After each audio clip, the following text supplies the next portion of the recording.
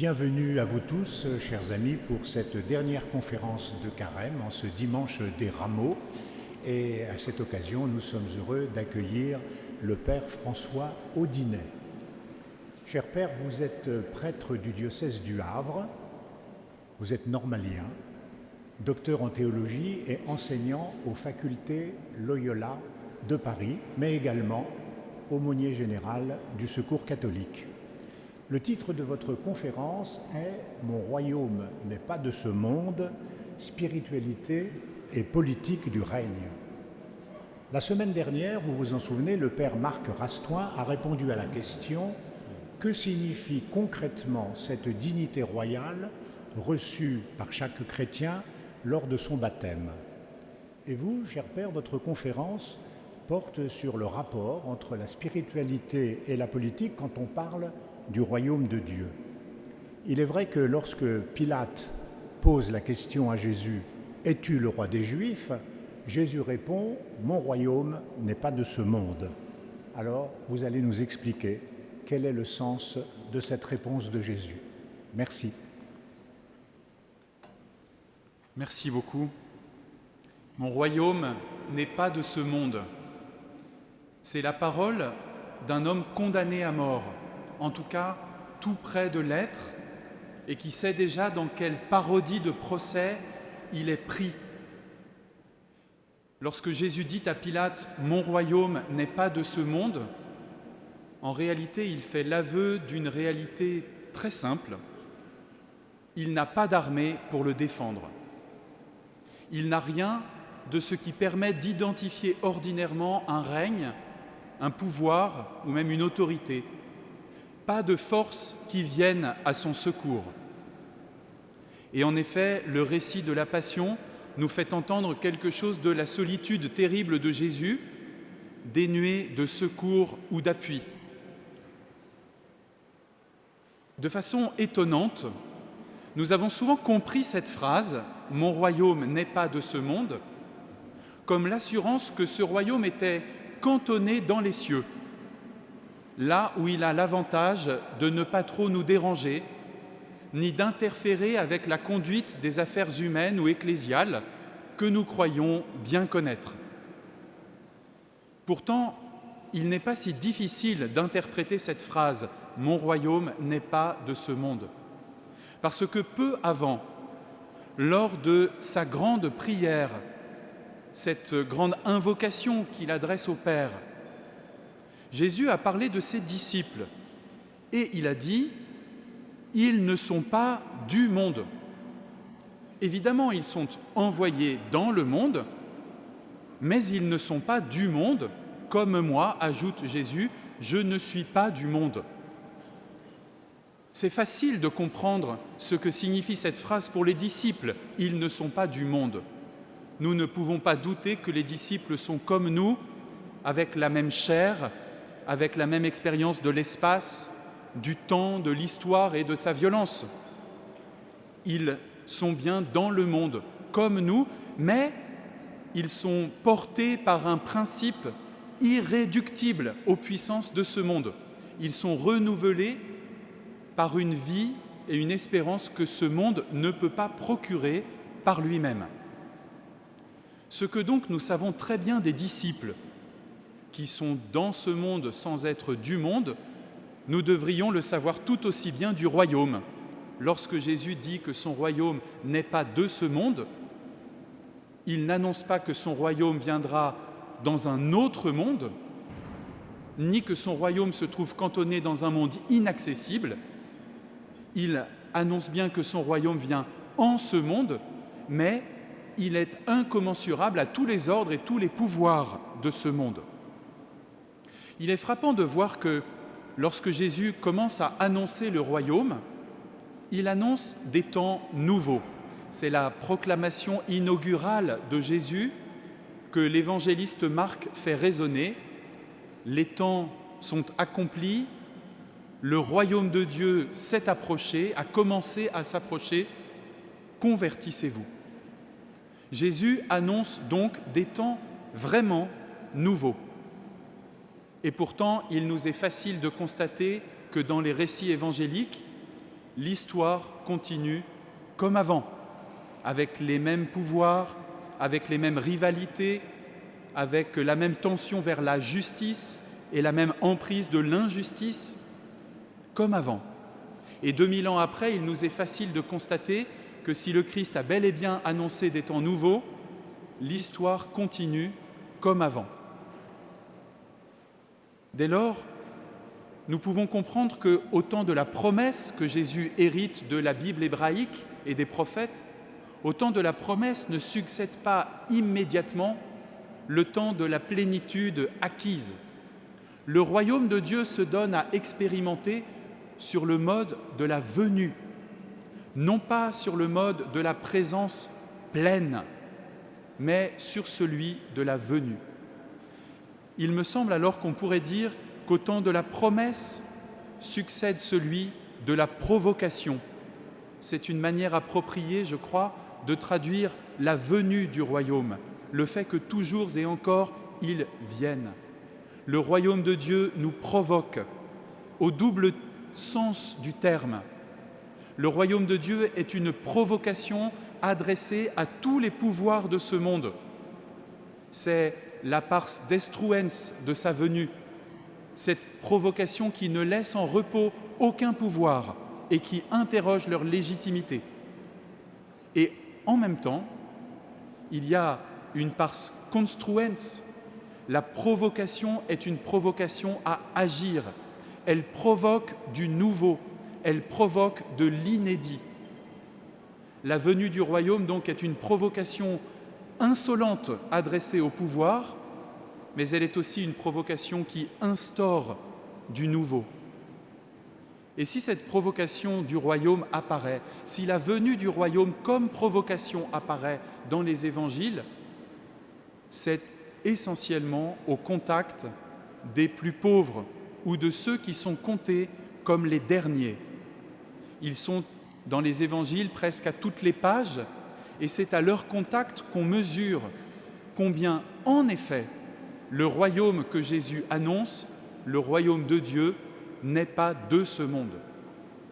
C'est à leur contact qu'on mesure aussi que le royaume vient bel et bien dans ce monde, puisque c'est la chair des plus pauvres que Jésus touche, c'est la vie des plus pauvres que Jésus relève, dont Jésus prend soin, mais sur un mode infiniment différent de nos organisations ou de nos hiérarchies ordinaires. Je voudrais donc détailler les deux modes de cette provocation du royaume qui associent de façon indissociable le travail de l'Esprit Saint, une dimension profondément spirituelle, et une dimension politique et sociale. Il serait vain de chercher à faire la part de l'un ou de l'autre dans la provocation que constitue la venue du royaume. Cette venue est tout de Dieu, tout de l'Esprit Saint, et elle est tout de nous et tout de nos circonstances. Je voudrais commencer donc par la provocation insolente adressée au pouvoir, et ensuite j'essaierai de dire un mot de ce que Jésus provoque, du nouveau que provoque la venue du royaume.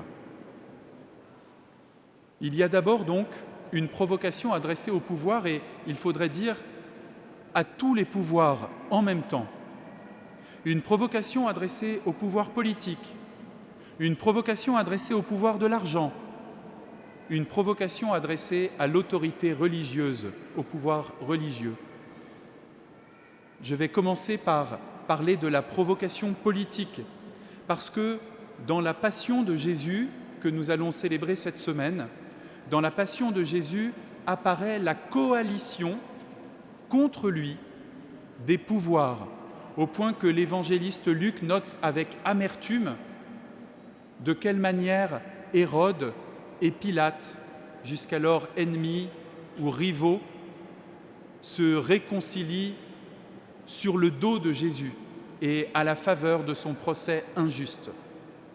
Nous voyons donc dans la passion de Jésus tous les pouvoirs politiques du moment se coaliser contre lui. Comment en est-on arrivé là ? Il se trouve que lorsque le Christ annonce le royaume, il ne nie pas la légitimité d'une autorité politique. D'ailleurs, rien n'indique qu'il ait voulu, à quelque moment que ce soit, prendre le pouvoir ou exercer le pouvoir à la manière dont l'exercent les autorités politiques, les rois ou les gouverneurs ou les armées. Jésus, donc, paraît prêt à reconnaître la légitimité d'une autorité politique, comme en témoigne le fait qu'il consente à l'impôt. Quand on sait la place qu'a tenue la fiscalité dans la constitution des États au fil de l'histoire, on voit là que Jésus ne nie pas la légitimité d'une autorité politique. En revanche, le pouvoir politique divise les êtres humains pour mieux les administrer. Il les classifie souvent.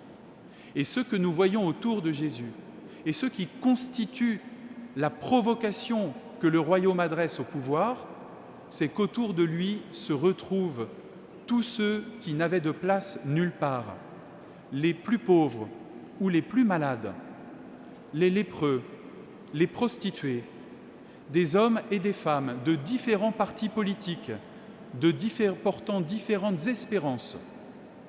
Et si Jésus parvient à les réunir, c'est toujours en les orientant autour, vers, à partir des plus pauvres ou des plus fragiles d'entre eux.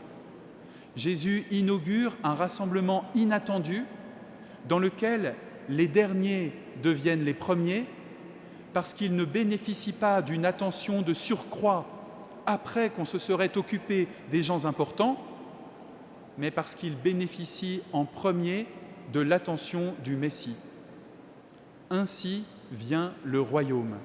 Et il semble bien que cette manière d'être, cette manière d'appeler, cette manière pour Jésus de recomposer un peuple autour des derniers et à partir d'eux, soit insupportable pour tout pouvoir constituer.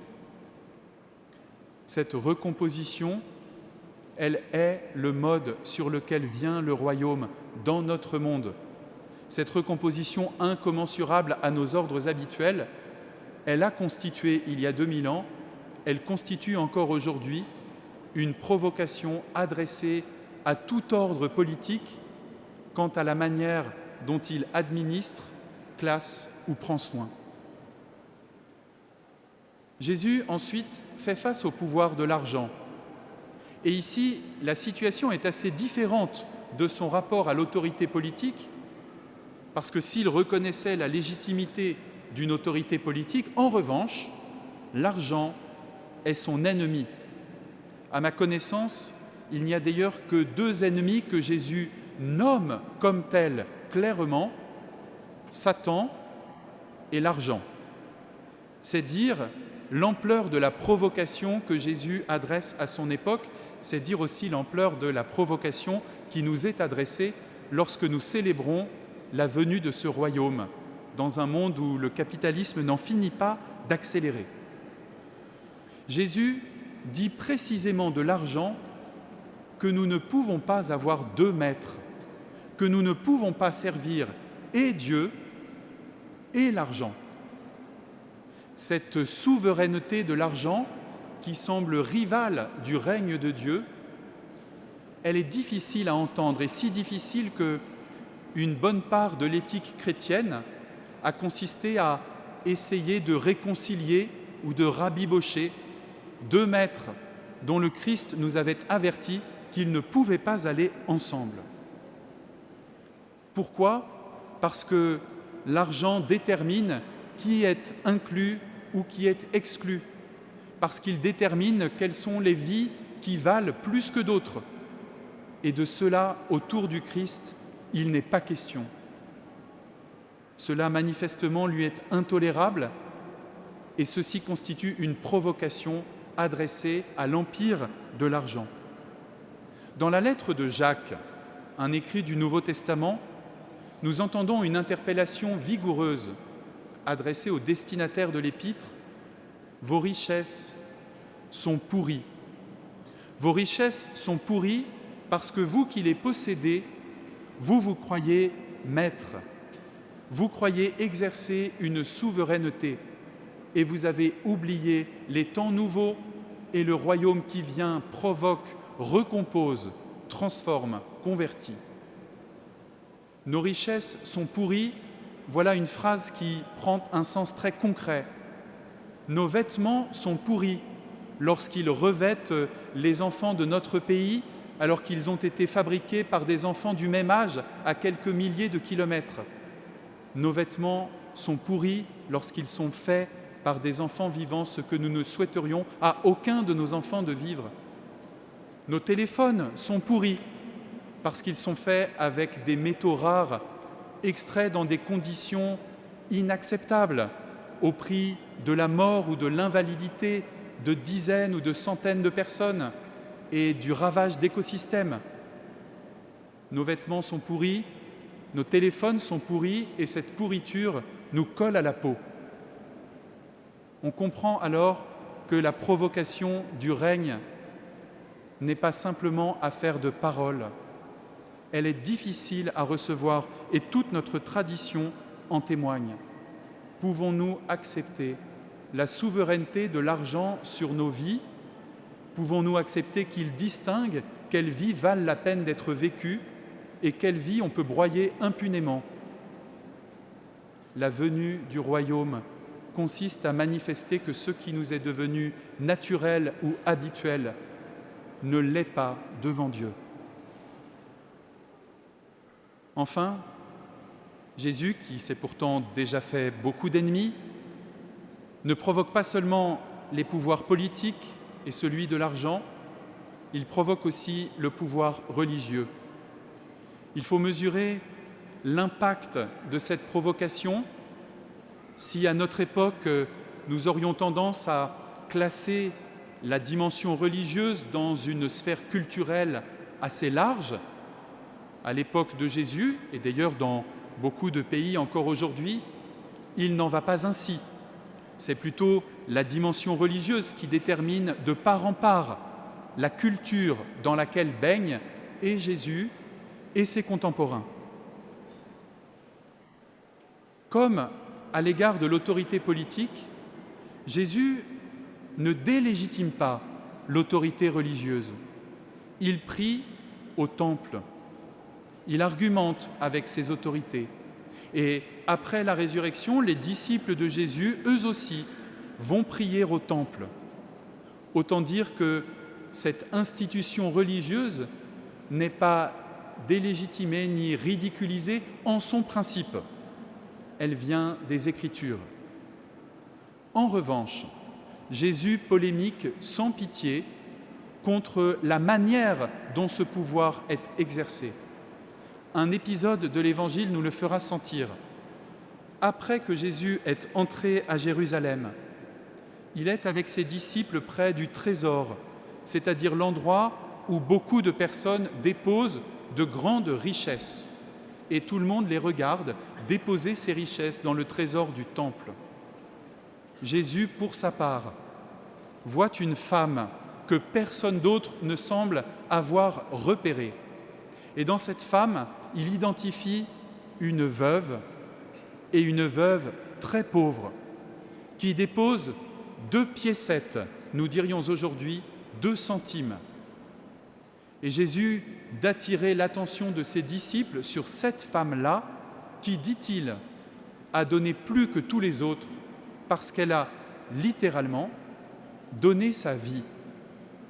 Cette veuve qui devient un modèle inspirant pour Jésus au moment où lui-même va livrer sa vie, cette veuve dévoile une confiance en Dieu, une remise de sa vie dans les mains de Dieu impressionnante, bouleversante, qui dit quelque chose de la venue du royaume. Avec quoi se nourrira-t-elle le soir? Elle a remis cela aussi dans les mains de Dieu. Mais nous oublions parfois que juste avant, Jésus a polémiqué contre les scribes et les docteurs de la loi parce qu'ils dévorent le bien des veuves. Ils dévorent le bien des veuves, c'est-à-dire que le système religieux qui vit sur le dos des veuves et de leur bonté est pourri lui aussi. Et la venue du royaume provoque la vie religieuse de l'époque de Jésus et sans doute la nôtre. Et encore après que Jésus a désigné cette veuve et l'a montrée comme un modèle, alors que ses disciples s'extasient devant les belles pierres du temple et ses dorures, Jésus leur affirme qu'il n'en restera pas pierre sur pierre. Toutes ces dorures que vous admirez, elles tomberont. Et pourtant, le geste de la veuve déposant 2 piécettes pour l'entretien du temple n'a pas été invalidé. Le système religieux qui entretient le temple et son culte se trouve provoqué et gravement provoqué, mais Jésus montre au passage que le fondement authentique de toute religion, c'est la prière des veuves. Nous savons sans doute que les veuves, dans la Bible hébraïque, incarnent une des figures des pauvres, des plus fragiles, des personnes dénuées de protection. Nous mesurons alors la gravité de la provocation que Jésus adresse au système religieux avec lequel il voisine. Le royaume de Dieu donc vient comme une provocation tellement insupportable qu'elle conduit Jésus à la mort. Et pourtant, si provocation il y a, c'est aussi sous la forme d'une venue effective. Le royaume de Dieu vient, il provoque du neuf, de l'inouï. Et c'est de cela maintenant que je voudrais dire un mot. Il y a quelque chose d'inaugural dans la venue du royaume de Dieu, quelque chose qui ne se laisse pas réduire à la provocation insolente, quelque chose d'une instauration qui permet cette insolence, quelque chose aussi d'une instauration qui est possible parce que la provocation insolente du Christ a fait place nette. Dans ce que le royaume inaugure, dans ce que Jésus provoque de nouveau, je voudrais nommer simplement 3 aspects. Celui de l'imaginaire d'abord, celui d'une fraternité radicale ensuite, celui de la prière enfin. Pourquoi parler d'imaginaire ? Parce que, à l'époque de Jésus, comme pour la nôtre, annoncer la nouveauté des temps, annoncer que le royaume de Dieu vient en provoquant du nouveau, c'est se heurter à un réalisme qui pense avoir le monopole du bon sens, un réalisme qui semble barrer la possibilité pour le royaume de renouveler ce monde que nous croyons si bien connaître et surtout que nous pensons maîtriser. Mais ce réalisme, lorsqu'il est confronté à une violence trop grande, à des épreuves trop lourdes, et c'est le cas à l'époque de Jésus, peut laisser place à un imaginaire apocalyptique. Il n'y a plus alors qu'à attendre pour que Dieu anéantisse tout et fasse tout nouveau à l'avenir, dans un autre monde qui viendra alors. Notre époque n'est pas en reste lorsqu'il s'agit d'imaginaire apocalyptique face à l'ampleur des défis écologiques, technologiques, politiques. Ces imaginaires apocalyptiques reviennent et sont d'ailleurs facilement manipulés par des entrepreneurs de la tech ou par des acteurs politiques. Le livre de l'Apocalypse de Jean lui-même est très lucide sur la manipulation possible de cet imaginaire apocalyptique. Ce n'est pas avec ces images-là que Jésus annonce la venue du royaume. Il ne les dédaigne pas parce qu'elles forment le fond commun de ses contemporains, mais il parle, lui, en parabole. Il annonce la venue du royaume, il la décrit en parabole. Et ces paraboles, elles mentionnent des objets, des situations, des relations que nous connaissons parfaitement. Elles n'ont alors rien de complexe. En revanche, elles s'avèrent énigmatiques parce qu'elles révèlent comment ce monde que nous connaissons se trouve transformé de l'intérieur. Elles sont provocatrices parce qu'elles obligent l'auditeur ou l'auditrice à prendre position à quel personnage nous identifions-nous? Que nous dit cette parabole? La clé de ces récits, la clé qui nous permet d'identifier ce que le royaume provoque de nouveau dans notre monde bien connu, cette clé nous est laissée, elle est laissée à notre interprétation. Les paraboles renouvellent notre regard sur ce monde.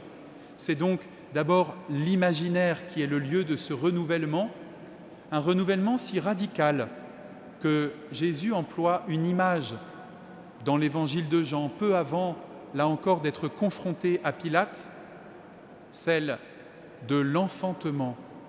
Ce monde que nous connaissons traverse un enfantement, c'est-à-dire que Dieu fait naître, fait advenir son royaume. La vie nouvelle qui vient de l'intérieur de ce monde, comme un enfant est porté, cette vie nouvelle demande un ajustement du regard, un ajustement de l'imaginaire. Si notre imaginaire se renouvelle, alors en effet, le royaume vient et nous le goûtons. Un deuxième aspect de cette venue effective du royaume, c'est la fraternité radicale que Jésus installe autour de lui. Je le disais tout à l'heure, il y a de tout auprès de Jésus. La femme des ministres des Finances, le chef des collecteurs d'impôts, des hommes de différents partis politiques, mais aussi des prostituées, des lépreux, des possédés, des livrés, des pauvres, très pauvres, des mendiants. Et en cela, avec eux, Jésus crée un mode nouveau de relation, une fraternité radicale. Elle est vraie d'ailleurs non pas seulement pour ses disciples, ceux qui le suivent d'étape en étape et qui ont bien du mal à se familiariser avec cette fraternité, puisque sans cesse ils cherchent à recréer entre eux des hiérarchies, mais elle est vraie aussi cette fraternité pour les hommes ou les femmes dont Jésus ne fait que croiser le chemin, mais qui repartent bouleversés, transformés par cette expérience d'avoir été accueillis et traités comme des frères ou des sœurs. La fraternité, qui est l'inauguration du royaume, n'est pas d'abord une théorie que Jésus appliquerait, c'est le contraire. Elle est une pratique, elle est un accueil, elle est une manière d'accueillir, elle est une manière de poser sa main sur les malades pour leur guérison. Elle est une manière de ne se laisser arrêter par aucune impureté. Elle est une manière de ne se laisser arrêter par aucune exclusion et de les renverser. Cette pratique a donné lieu dès le ministère de Jésus et plus encore dans les premières communautés chrétiennes autour du bassin méditerranéen à un partage des biens radical qui ne niait pas la propriété mais qui prenait comme orient, comme diapason les besoins des pauvres pour que la faim ou la misère ne soit plus possible. La fraternité que Jésus installe passe par cet accueil, par cette manière de traiter les uns et les autres. Elle passe aussi par ce partage des biens. Elle est avant tout une pratique qui inaugure du nouveau. Il est frappant que Jésus ne se soit jamais donné à lui-même le titre de roi. Ce titre lui est venu des premières communautés, peu à peu.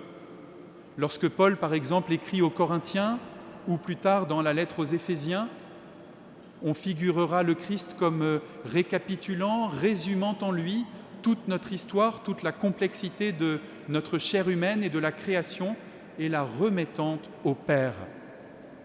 Le roi unique du royaume, c'est le Père.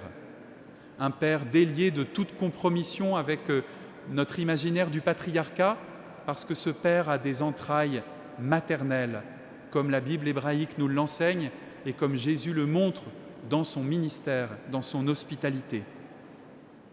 Alors, les chrétiens inventent pour Jésus un titre, celui de frère aîné, de premier d'une multitude de frères, de premier-né. Dans la venue du royaume, dans la fraternité radicale qui s'inaugure, Jésus ne prend pas la place du Père. il ne se figure pas en roi, il est le frère aîné, et qu'il n'y ait que des frères et des sœurs. Voilà le témoignage adéquat rendu à la paternité de Dieu. Enfin, le royaume de Dieu s'inaugure dans la prière. Le royaume de Dieu vient et, ce faisant, nous provoque à la prière. Dans la prière, nous ne sommes jamais seuls, que nous célébrions dans cette cathédrale Notre-Dame ou que nous prions en silence dans la pièce la plus retirée dont parle Jésus dans l'Évangile. Jamais dans la prière, nous ne nous trouvons seuls. Nous sommes reliés, et nous sommes reliés en particulier aux vies oubliées ou écrasées, aux vies dont Dieu seul peut encore se souvenir. Si nous croyons que ce n'est rien, si nous croyons que ce n'est pas grand-chose, il suffit de nous souvenir des réactions qu'a suscitées la parole du pape François lorsqu'il s'est contenté d'affirmer que ceux et celles qui se noyaient en Méditerranée en tentant la traversée étaient des êtres humains, qu'ils avaient un nom, qu'ils avaient un visage et qu'ils avaient des proches. Que ce simple fait soit contestable, qu'il soit douloureux pour beaucoup, qu'on rappelle ces vies écrasées ou plutôt noyées dans la prière et devant Dieu, voilà qui atteste non seulement l'ampleur de la provocation, mais encore combien la prière participe de cette fraternité radicale. La prière, cependant, n'est pas qu'intercession ou appel, elle est aussi contemplation, silence, et à ce titre, elle est notre ouverture au monde qui vient, notre fidélité, notre persévérance dans la prière, notre persévérance à nous rendre disponibles au royaume qui vient, atteste que ce monde qui vient déjà dans notre espace et dans notre histoire, que ce monde-là n'est pas identique au monde que nous nous préparons et encore moins identique au monde qu'on nous prépare. La prière, le discernement, la formation du regard dans la contemplation nous rendent disponibles pour cette provocation qui renouvelle et nos liens et notre agir. Chers amis, j'ai essayé de dire que s'il est vrai que le royaume de Dieu n'est pas du monde, en revanche, il n'est pas non plus dans un autre monde. Il vient en ce monde. Il vient. Il provoque les pouvoirs que nous avons institués. Il provoque les stabilités que nous pensions inébranlables. Il provoque les pouvoirs qui réagissent. En même temps, il provoque du neuf notre prière, notre fraternité, le renouvellement de notre imaginaire. Nous percevons peut-être que nul d'entre nous n'a fait le tour de ce royaume, que nul d'entre nous ne l'a seulement arpenté, que personne ne peut le circonscrire ou en tracer les frontières. Nous percevons sans doute qu'il est comme le levain dans la pâte de notre monde. Tous, nous sommes appelés à nous laisser convertir par un levain de cette sorte. Tous, les chrétiens comme les autres, nous nous trouvons à égalité sur la ligne de départ lorsqu'il s'agit de nous laisser provoquer par la venue du règne. Pourtant, nous, chrétiens, nous avons peut-être non pas à faire quelque chose en plus que les autres, mais plutôt à cesser certains de nos efforts. Il est bon sans doute de renoncer à nos efforts pour maintenir le royaume, pour le contenir au ciel, loin de nous, et l'empêcher de produire ses effets maintenant et ici. Il faut bien des efforts dits spirituels, il faut bien du travail argumentatif pour réussir à nous persuader qu'il est loin ce royaume et dans une autre dimension, il est possible de cesser cet effort vain et c'est un service que nous rendrons. Il est bon aussi de cesser notre effort qui consiste à installer cette espèce de gendarmerie spirituelle dont parlait Bernanos, celle qui prétend régir les biens du royaume et déterminer qui accède à ce royaume. Cesser cet effort, c'est permettre à beaucoup d'autres d'entendre, de percevoir, d'être provoqués par la venue du royaume. Nous entrons dans la Semaine Sainte. Puissions-nous, au cours de cette semaine, entendre résonner les cris qui parcourront cette liturgie, ceux des psaumes, ceux du serviteur, ceux de Jésus lui-même lorsqu'il est crucifié. Puissions-nous entendre ces voix qui provoquent tous les pouvoirs et qui nous provoquent à la fraternité et à regarder le visage de notre Dieu, le Dieu du royaume. Et puissions-nous, dans la lumière et la liberté du matin de Pâques, célébrer la nouveauté du royaume qui vient maintenant, ici.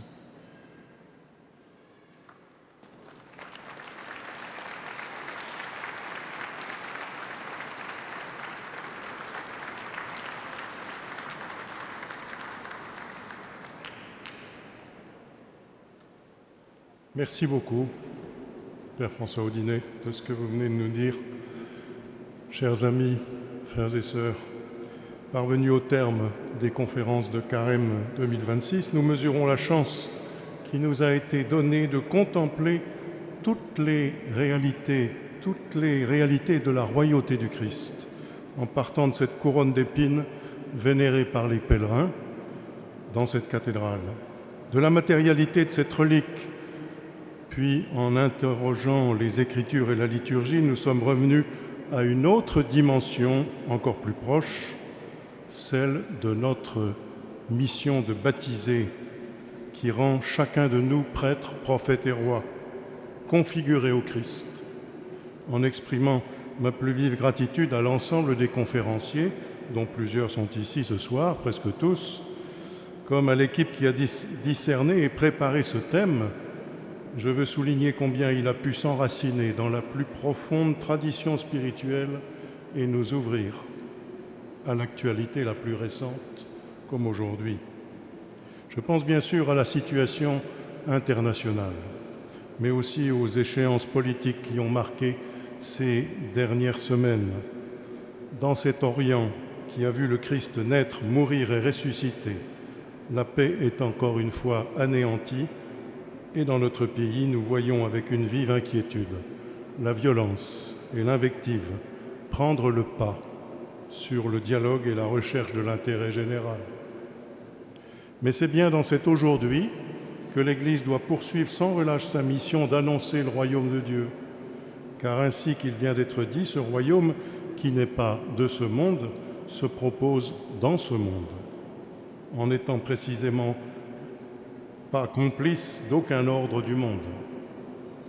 Tout au long de cette Semaine Sainte, en accueillant de nouveaux baptisés, en renouvelant notre propre engagement dans la foi, en suivant le Christ dans sa passion et sa résurrection, puissions-nous donc prendre toute notre part à l'avènement de ce royaume, un monde libéré de tout asservissement, libéré par la vérité. Merci.